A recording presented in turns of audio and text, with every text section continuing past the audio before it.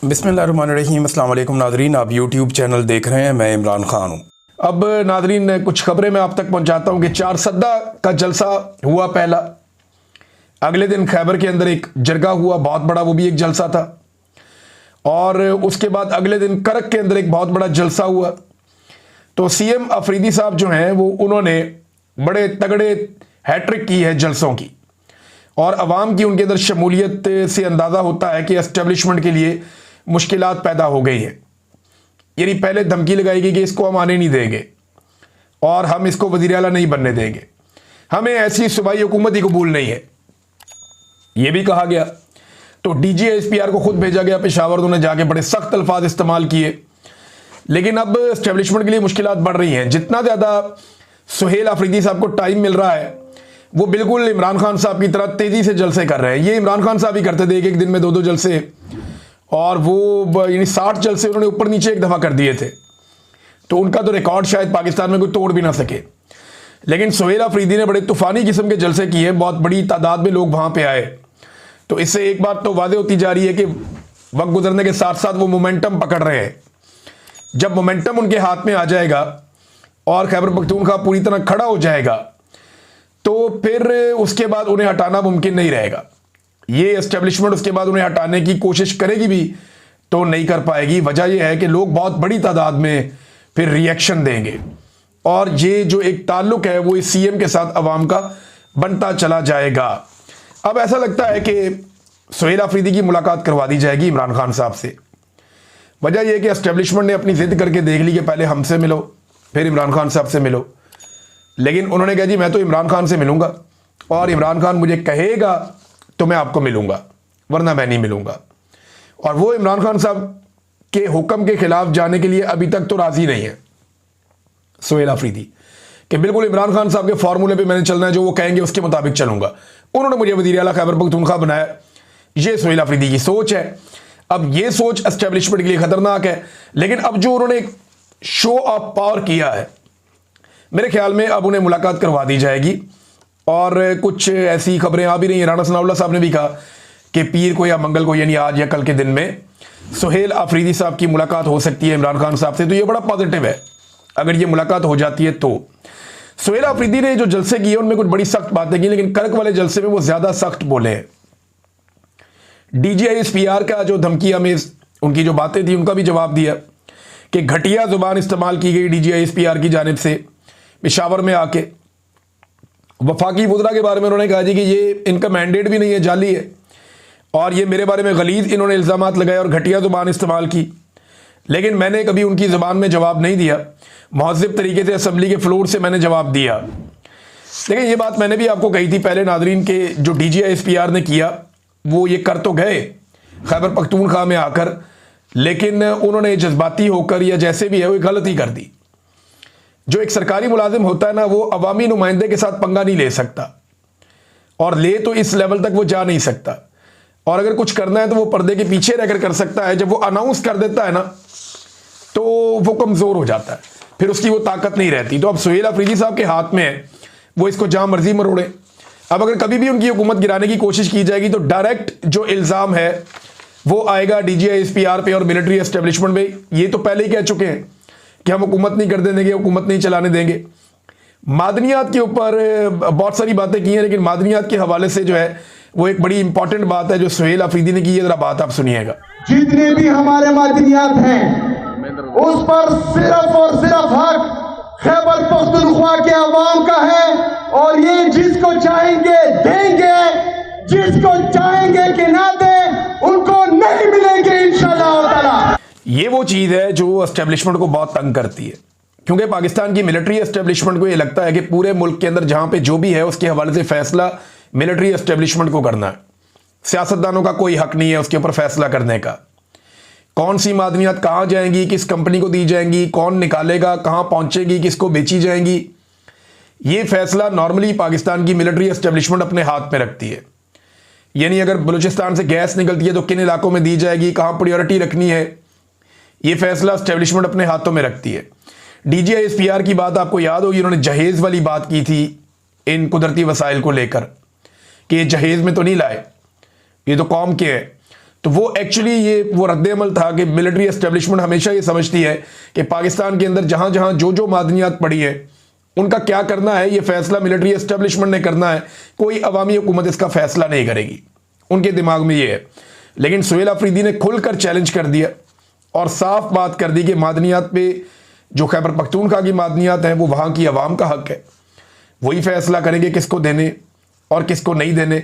तो ये बड़ी चुभती हुई बात है जो एस्टेब्लिशमेंट तक पहुंची है। डी चौक जाने के हवाले से भी अब फैसला पाकिस्तान तहरीक इंसाफ हो सकता है करे आने वाले दिनों में, क्योंकि दो हिकमत अमली हैं जिन पे आजकल बात हो रही है। एक ये कि इस्लामाबाद की जानिब बढ़ा जाए, दूसरा ये है कि तमाम रास्ते बंद कर दिए जाएं, शराहें बंद कर दी जाएं और पूरे मुल्क के अंदर एहतजाज किया जाए। लेकिन उससे पहले एक मोमेंटम बनाया जाएगा और इस वक्त मोमेंटम बनने के ऊपर काम जारी है जो हम देख रहे हैं। नाज़रीन, मुरीदके में जो कत्लेआम हुआ उस हवाले से डॉन के अंदर भी एक रिपोर्ट छपी है और ये बड़ी खौफनाक रिपोर्ट है। यानी अब आहिस्ता आहिस्ता मीडिया चीज़ें बता रहा है। डॉन ने मकामी लोगों से बात की वहाँ जाके मुरीदके में, उनसे पूछा, देखें जो मेरे लोगों ने बात की थी वो भी मैंने आपको बताया था, जो मेरे सोर्स है उन्होंने पुलिस से बात की थी, 3 पुलिस वालों से। तो जो उन्होंने बताया था मैंने आपके सामने रखा था सोर्स का बता के। इसी तरह मुख्तलिफ लोगों के अलग अलग सोर्सेज हैं। जो अमेरिका में एक जरीदे में छपा वो एक अलग सोर्स था। अब यहाँ पे जो डॉन है वो ये कहता है कि जी डॉन का नुमाइंदा वहाँ पे गया था, उन्होंने बातचीत की है मुरीद के कत्लेआम के बारे में। जो लिखा कि वहाँ क्या हुआ था, उन्होंने बताया जी कि एनी शाहिदीन बताते हैं कि लगभग 3 घंटे से ज़्यादा फायरिंग होती रही और ये रिटेलिएशन में होती रही फायरिंग 3 घंटे से ज़्यादा। आंसू गैस की इतनी बदतरीन शेलिंग थी कि हर तरफ सफ़ेद धुआं था और हम अपने घरों के अंदर भी सांस सही तरह नहीं ले पा रहे थे। और ये भी बताया कि बहुत बड़े पैमाने पर गोलियां चली हैं, गलियों के अंदर गोलियां चली हैं और ये गोलियां जो हैं वो रिकोशिएट होकर, रिकोशिएट कहते हैं गोली जब कहीं से टकराती है और वापस किसी और सिमत में मुड़ जाती है। बाज़ औक़ात पानी पे कभी भी फायर नहीं किया जाता, पानी के ऊपर जब भी कोई गोली चलाता है तो वो गोली के मुड़ने का बहुत बड़ा खतरा मौजूद रहता है। तो इस तरह कोई लोहे का या कोई सख्त जगह जहाँ पे गोली लगती है, ज़मीन पे लग के बाज़ औक़ात गोली उठ जाती है, किसी और जगह पे जाके लग जाती है। वो कह रहे हैं जी गोलियाँ रिकोशिएट होकर भी लगती रही हैं मुख्तलिफ जगहों पे और गोलियों के निशान मौजूद हैं।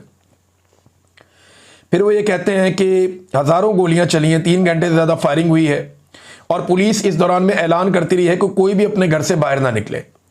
सुबह 7:30 बजे के करीब जब गोली शोली चलना बंद हुई और पुलिस ऐलान करती रही कि घरों से बाहर कोई ना निकले, फिर जब पुलिस की जानिब से इजाज़त मिली घरों से बाहर निकलने की तो आवाम ने देखा कि वहाँ पे बहुत ज़्यादा गोलियों के, हज़ारों गोलियों के कॉल और जो कार्ट्रिजेस हैं उनके कॉल वहाँ पे मौजूद थे। और गुज़िश्ता रात वहाँ पे 5 से 7 हज़ार बंदा तहरीक लब्बैक का मौजूद था। लेकिन सुबह के वक्त वहाँ पे खून के धब्बे तो थे, जगह जगह पे खून के निशानात थे, लेकिन कुछ ज़ख्मी और दूसरे बंदे जो हैं लाशें या ज़ख्मी हमें दिखाई नहीं दिए। ये ऐनी शाहिदीन बता रहे हैं। कुछ लोग इस शर्त पे बता रहे हैं कि हमारा नाम आप सामने नहीं लाएंगे, लेकिन ये वहाँ सिचुएशन थी, वो बड़ी खौफनाक सिचुएशन है। नाज़रीन, आज़ाद कश्मीर में जोड़ तोड़ जारी है। पाकिस्तान पीपल्स पार्टी को अब मौका दिया गया कि आप हुकूमत बना लें। वहाँ पे PMLN ने अपने हाथ खींच लिए हैं, उन्हें नज़र आ रहा है कि यहाँ तो तबाही है। पीपल्स पार्टी तो कहीं पे अगर उनको 10 दिन भी हुकूमत करने के लिए मिले, 50 दिन भी हुकूमत करने के लिए मिले, तो पीपल्स पार्टी तो कहती है 2 हुकूमत। अब पीपल्स पार्टी वहाँ पे हुकूमत लेने के लिए बंदे तोड़ रही थी, तो अब तक की इतला के मुताबिक उन्होंने अपना नंबर पूरा कर लिया। 30 से ज़्यादा बंदे जो है वो मिल गए हैं पीपल्स पार्टी के साथ। अब PTI का कोई फॉरवर्ड ब्लॉक बना हुआ है, वो भी बंदे तोड़ लिए, कुछ और वज़रा तोड़ लिए, कोई मुस्लिम कॉन्फ्रेंस का कह रहे हैं उनका एक बंदा तोड़ लिया है और एक और जमात है उसका भी बंदा तोड़ दिया। तो कर कर आगे 30 से ऊपर चले गए। 27 का फिगर गालिबन इन्हें चाहिए वहाँ पे अपनी हुकूमत बनाने के लिए आज़ाद कश्मीर में, लेकिन 30 से ज़ायद बंदे इकट्ठे हो गए हैं। तो अनवारुल हक चौधरी जो है उसे अब फारिग कर दिया जाएगा। ये एस्टेब्लिशमेंट का वज़ीर आज़म था, इसकी कोई सियासी जड़ें नहीं थी। ख्वाजा साद रफ़ीक ने भी एक ट्वीट करके बताया कि आज़ाद कश्मीर के हालात बहुत ख़राब हैं और जो अगले इंतखाबात होंगे उनमें आपको बड़ा सरप्राइज़ मिलेगा। यानी अब सबको पता है कि वहाँ पे लोग अब इन्हें वोट नहीं डालेंगे। इमरान खान साहब अगर नए नौजवानों को भी खड़ा करेंगे तो उन्हें बहुत बड़े पैमाने पर आज़ाद कश्मीर में वोट मिलेगा।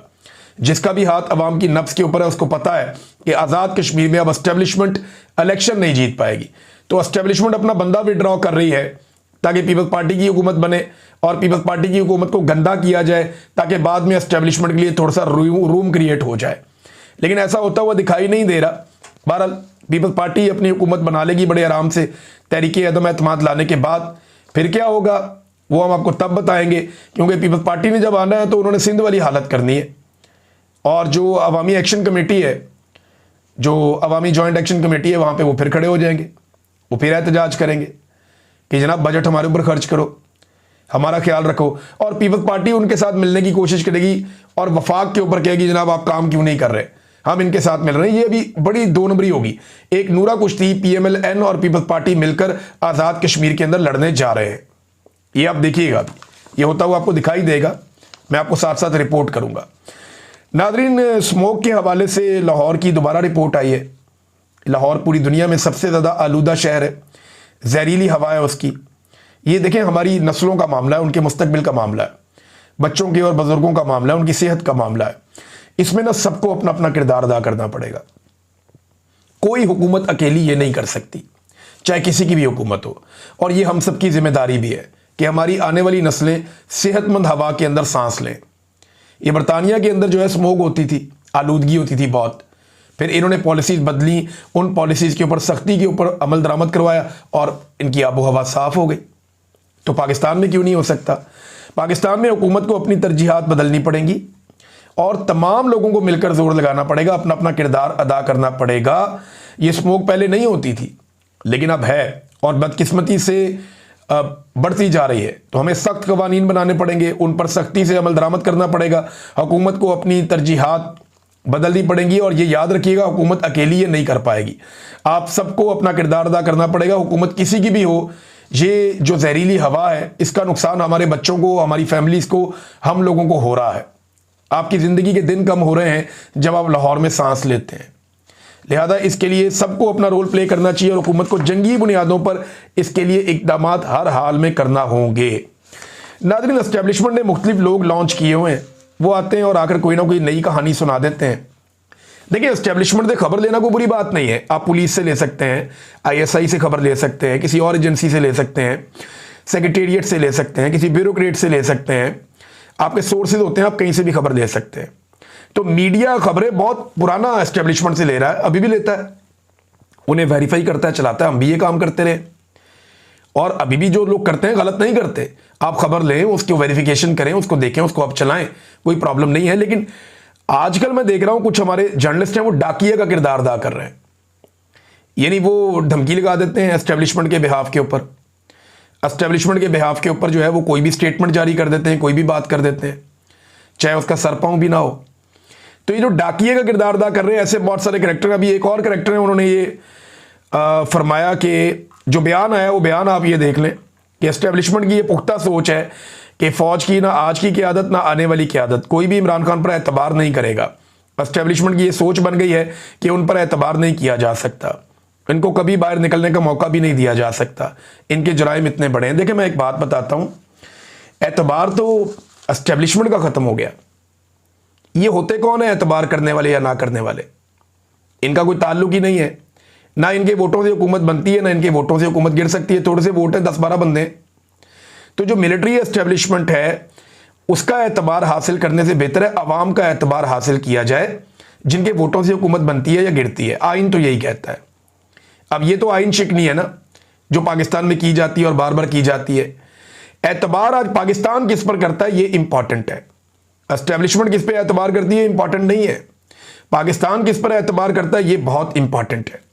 क्या आज पाकिस्तान जो मिलिट्री एस्टेब्लिशमेंट के सबसे बड़े इस वक्त ओहदेदार है फील्ड मार्शल आसिम मुनीर साहब, क्या पाकिस्तान उन पे एतबार करता है या पाकिस्तान कैदी नंबर 804 जो जेल में बंद है साबिक वज़ीर आज़म इमरान खान उन पे एतबार करता है? सादी बात है। ये जो दोस्त ये बात कर रहे हैं वो अपना ट्विटर अकाउंट पकड़ें और उसके ऊपर एक सर्वे कर लें, उन्हें पता चल जाएगा कि पाकिस्तान किस पे एतबार करता है। एस्टेब्लिशमेंट के एतबार करना या एतमाद करने वाली कहानी पुरानी हो गई। अब तो मेरे ख्याल में एस्टेब्लिशमेंट को मुज़ाकरात करने चाहिए इमरान खान साहब से और उन्हें यकीन दहानी करवानी चाहिए कि आइंदा वो सियासत में कोई किरदार अदा नहीं करेंगे। अब तो एस्टेब्लिशमेंट ने फैसला करना है कि उन्होंने अपना जो घिनौना किरदार है पाकिस्तान की सियासत के अंदर अपने हलफ की खिलाफ वर्जी करते हुए जो वो करते हैं वो किरदार कब ख़त्म करना है। तो अपना वो घिनौना किरदार ख़त्म करें और पाकिस्तान को चलने दें। और पाकिस्तान की आवाम को इस वक्त जो एतबार है वो इमरान खान साहब पे, एस्टेब्लिशमेंट पे नहीं है। नाज़रीन, एक और खबर है, खबर तकलीफदेह है, लेकिन मैं आपके सामने रख देता हूं कि इसराइल ने तुर्क फौजों पर एतराज करते हुए गजा के लिए पाकिस्तानी फौज पर कोई एतराज नहीं किया। यानी जो तुर्की के फौजी हैं उन्हें इसराइल कबूल नहीं कर रहा गजा में, लेकिन पाकिस्तानी फौजियों को इसराइल गजा में कबूल कर रहा है, यानी उनके ऊपर कोई एतराज नहीं है। ये वायनेट एक इसराइली जरीदा है, वहां पे भी छपी है, और इसमें यह बताया गया है कि गजा के लिए तजवीज़ की गई बैनुल अक़वामी इस्तेहकाम फोर्स में इंडोनेशिया, पाकिस्तान और अज़रबैजान के फौजी दस्ते भी शामिल होंगे, और मिस्र जो है वो इसको लीड करेगा इन दस्तों को। और इंडोनेशिया पहले ही जो है वो इस मामले में काफ़ी आगे निकल चुका है। इंडोनेशिया का जो सरबराह मुमलिकत है वो किस तरीके से डोनाल्ड ट्रंप से बातचीत कर रहा था कि मैं आपके बच्चों से मिलना चाहता हूँ, और वो बहुत मुश्किल में बेचारा अपने मुल्क में, वो भी आपने देखा। डोनाल्ड ट्रंप मलेशिया गए, वहाँ पे बहुत बड़ी तादाद में लोग निकल आए, डोनाल्ड ट्रंप के खिलाफ उन्होंने एहतजाज किया। ये भी नई चीज़ हम होती हुई देख रहे हैं, तो ट्रंप साहब के लिए मुश्किलात पड़ रही हैं।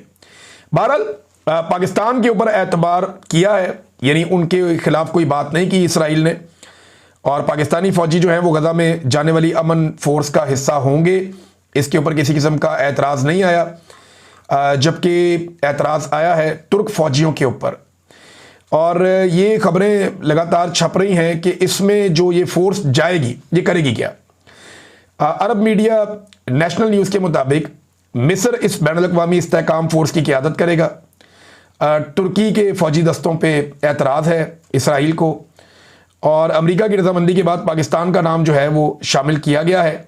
और ये फोर्स वहाँ पे काम क्या करेगी वो ये है जी, इसराइली मीडिया के मुताबिक इस फोर्स का बुनियादी काम गजा में दाखिली सलामती और पुलिसिंग को बरकरार रखना, नीज़ इसराइल की सरहदी सलामती में मदद फराहम करना और असलहे की स्मगलिंग को रोकना होगा।